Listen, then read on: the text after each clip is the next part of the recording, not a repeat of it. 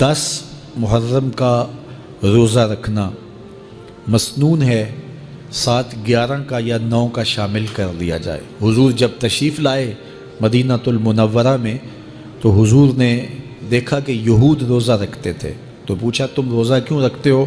تو انہوں نے کہا کہ حضرت موسیٰ علیہ السلام کو قبطیوں سے اس دن نجات ملی تھی۔ تو فرمایا حضرت موسیٰ علیہ السلام کا حق ہمارے اوپر زیادہ ہے۔ تو حضور نے روزہ رکھا اور پھر فرمایا کہ اگلے سال اللہ نے چاہا تو ہم 7 ایک روزہ اور شامل کریں گے، تاکہ ان سے مشابہت نہ ہو جائے۔ عددی مشابہت سے بھی بچنے کے لیے حضور نے کہا کہ ہم 2 رکھیں گے۔ تو روزہ اگر عاشورے کا رکھنا چاہیں تو اس کے لیے سنت یہ ہے کہ 7 یا 9 کا شامل کریں یا 11 کا شامل کریں۔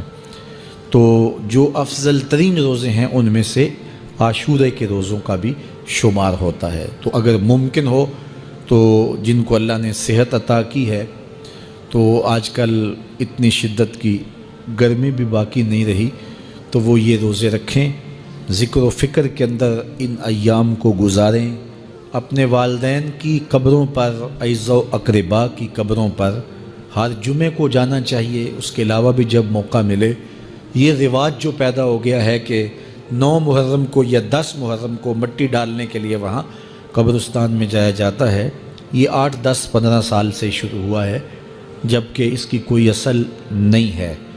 تو اگر آپ روٹین سے جاتے ہیں تو آپ کو ہر جمعے کو جانا چاہیے والدین کی قبروں پر، اور وہاں جا کے ہر جمعے کو سورہ یاسین کی تلاوت کرنی چاہیے۔ تو سال کے بعد صرف 10 محرم کو یا 9 محرم کو جانا، یہ بہرحال اس دور کی ایجاد ہے، یہ کوئی مسنون نہیں ہے اور یہ کوئی سنت نہیں ہے۔ تو روٹین سے اگر کوئی جانے والا ہے تو چلا جاتا ہے تو کوئی حرج نہیں ہے۔ تو باقی یہ بڑے اشرف ایام ہیں، بابرکت ایام ہیں، اور ان کو بہت ساری نسبتیں حاصل ہیں۔ حضرت امام حسین رضی اللہ تعالی عنہ کی شہادت کے ساتھ یوم عاشور کو نسبت حاصل ہے، اور اس کے علاوہ بھی بہت سارے عالی مرتبت جو ہے وہ ہستیوں کے وصال کا دن بھی ہے، اور بہت سارے واقعات اس دن جو ہے وہ روح پذیر ہوئے ہیں۔ تو یہ اس لحاظ سے بہت ہی بابرکت اور جو ہے وہ مبارک یوم ہے۔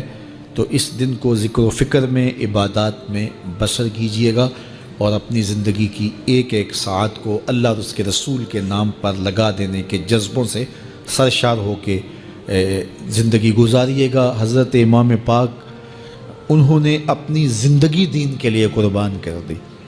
تو یہ 10 محرم ہمیں سبق دیتا ہے، اور ہم اس دن عہد کرتے ہیں اگر انہوں نے اپنے بچے بھی قربان کر دیے اور اپنی اولادیں بھی بھوک اور پیاس میں قربان کر دیں، تو آقا کریم نے فرمایا لوگو میں تمہارے اندر وہ چیزیں چھوڑی ہیں، اگر تم ان کو مضبوطی سے پکڑ لو تم کبھی بھی گمراہ نہیں ہوگے۔ جس طرح پچھلی امتیں انبیاء علیہ السلام کے چلے جانے کے بعد دوبارہ گمراہی میں پلٹ گئیں، گمراہی کی طرف چلی گئیں، تو ایسا نہیں کہ تم بھی گمراہی کی طرف چلے جاؤ۔ اگر تم میری نصیحت پہ عمل کرو تو 2 چیزیں تمہارے اندر ایسی چھوڑ کے جا رہا ہوں، ان کے دامن کو مضبوطی سے تھام لو تو کبھی بھی گمراہ نہیں ہوگے۔ ان میں سے پہلی چیز کتاب اللہ کی کتاب، اور دوسری بھاری چیز جو میں تمہارے اندر چھوڑ کے جا رہا ہوں وہ میرے اہل بیت نبوت ہے۔ تو حضور نے تو ضمانت دی تھی کہ تم گمراہ نہیں ہوگے، لن تدلوا، تم کبھی بھی گمراہ نہیں ہوگے۔ اور یہ 73 گروہوں میں کیسے بٹ گئے؟